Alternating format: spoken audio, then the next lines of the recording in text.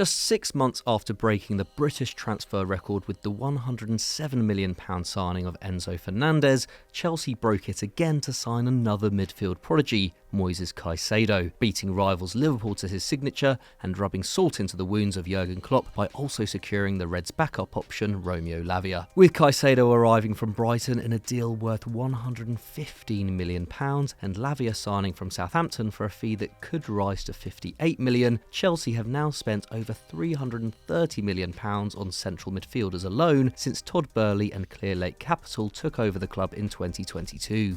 Their overall spending in the transfer markets has now reached £950 million if you include potential add-ons, almost half of what Roman Abramovich spent on transfers in nearly 2 decades as the club's owner. And just as Abramovich changed the face of English football with his unprecedented flurry of big money signings on arrival at Stamford Bridge in 2003, Boehly's strategy of overloading the squad with young, expensive talent has raised more than a few eyebrows and has once again brought up the question of financial fair play in the sport. In an age where Premier League wealth has increasingly dominated the European transfer market, with the Saudi Pro League now arguably its biggest rival, Chelsea's recruitment project has been outrageous even by English standards, with no other Prem side spending as much as half of what the Blues have since 2022. Last year, they were placed on an FFP watch list by UEFA owing to the size of their financial losses, but it hasn't stopped them continuing their strategy. So how have they been able to do this without breaching spending rules, and how long can they carry on doing so? On today's FD Explained, we're heading back to Stamford Bridge. First off, let's take a look at the drastic makeover that has occurred at Chelsea since Todd Boehly and Clearlake Capital took control of the club last year. In just over 12 months, the Blues' ownership have turned one of the oldest squads in England, which had an average age of 27.1 in the 21-22 campaign, into the youngest in the Premier League, with an average age of just 23.6 in the current season. In 22-23, 10 of Chelsea's 16 signings were 22 or under, with 5 of the club's 8 arrivals so far this summer 22 or under as well. And since the Boehly takeover, the club has signed 7 teenagers for a total of €173.7 million, a significant figure given they also possess one of the world's most productive academies, with a number of outstanding graduates sold in the same period. Whereas the Roman Abramovich era was defined by managers hard to deliver instant success who neglected to use academy players as a result, the Todd Boehly era is building a more long-term vision. But that hasn't saved elite Cobham alumni like Billy Gilmore, Lewis Hall and Mason Mount from being let go, and it certainly hasn't stopped the biggest spending spree ever seen in football. And this long-term strategy is key to understanding why Chelsea have so far avoided the dreaded repercussions of financial fair play.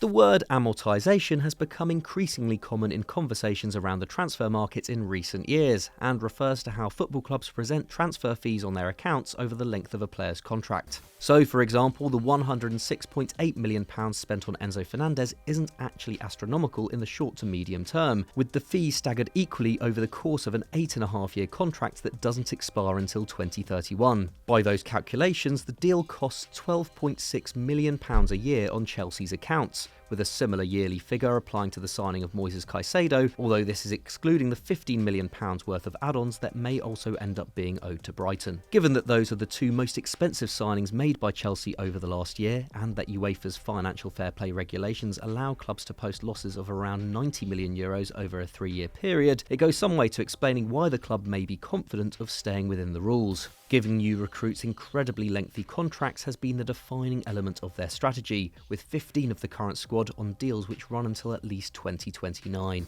In what appears to be a reaction to this maverick approach, UEFA have now set a 5-year limit on transfer fee amortization, with the changes having come into effect in July. These amendments don't affect previous business, meaning the structures used to sign the likes of Enzo Fernandez and Mykhailo Mudryk will not be affected. The deal for Caicedo, though, could well be, having taken place in August, although the Premier League have not implemented this restriction at the time of writing, with their own profitability and sustainability regulations allowing for a £105 million loss over 3 years.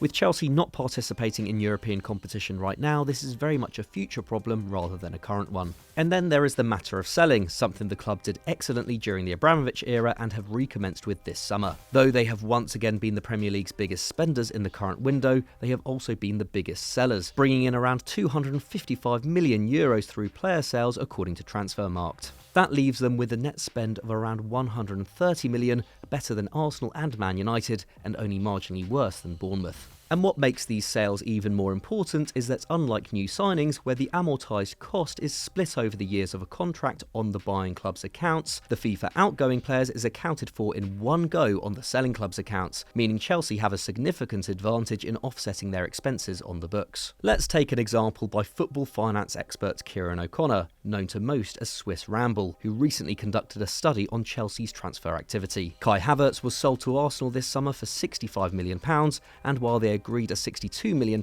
fee with Bayer Leverkusen for his services in 2020, have paid just over £37 million in amortisation over the last 3 years on their accounts. As a result, the remaining £24.8 million is what is shown on the club's books and is offset by the full fee agreed with Arsenal, meaning it shows up as a £40.2 million profit. And when it comes to selling academy products, the club are in even more luck, able to post the full fee as profit due to them having not required a transfer fee to sign them at academy level. According to O'Connor, the Blues have racked up a £176 million profit from the sale of Mount, Abraham, Hall, Tomori, Gehi and Gilmore across the last 3 years. What's more, the departure of big earners like N'Golo Kanté, Kalidou Koulibaly, Cesar Azpilicueta and Christian Pulisic has helped lower the wage bill. In 22-23, they cut an estimated £1.77 million a week off the wage bill through players leaving the club and a further £2 million a week through departures this summer. But while Chelsea have clearly done some very clever accounting and been vigilant at offloading ageing high earners, this doesn't mean there are no concerns about the club's strategy. As O'Connor says in his report, Boehly's recruitment policy may deliver short-term gain but long-term pain, with a plethora of players on long contracts who may be difficult to shift should they not work out at Stamford Bridge. Having failed to qualify for European competition and finishing in the bottom half of the Premier League in 2022-23, the Blues' broadcasting revenue is estimated to drop from £229 million to £159 million, lower than in any year since 2016. While the influx of new signings means that despite offloading players on inflated salaries, it's not yet clear how much the wage bill has actually come down. Moises Caicedo, for example, could be set to earn anything between £150,000 and £250,000 a week, depending on which report you read. Other factors such as commercial revenue, something still up in the air with the club yet to secure a shirt sponsor at the time of writing, and the cost of sacking Thomas Tuchel and Graham Potter, not to mention the £21.5 million paid to Brighton in compensation when they hired Potter, also contribute to the club's standing on financial fair play. And even with the magic of amortisation, the fact remains that they have spent unprecedented amounts of money on new signings. Based on the findings of the Swiss Ramble investigation, Chelsea are in real danger of breaching the financial fair play regulations of both the Premier League and UEFA. It's possible the club could cite mitigating factors, such as the economic sanctions imposed on them by the UK government at the end of Roman Abramovich's ownership, to make their case more favourable to the authorities.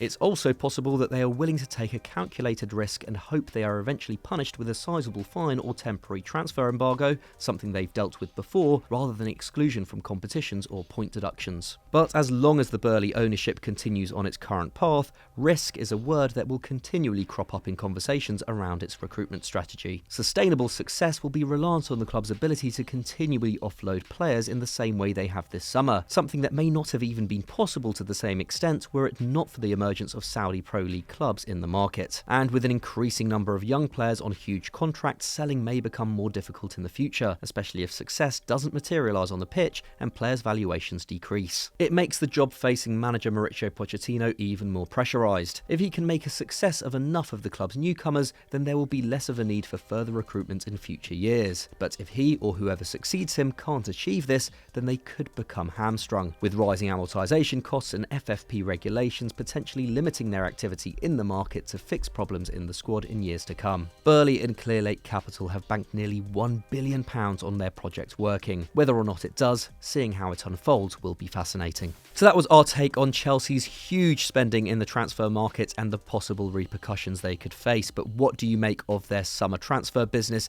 and do you think they can make the Champions League spots this year? Let us know in the comments below. If you enjoyed this video, why not subscribe to Football Daily if you haven't done so already, and check out the rest of our Explained series by clicking on screen now. Thanks for watching, we'll see you next time.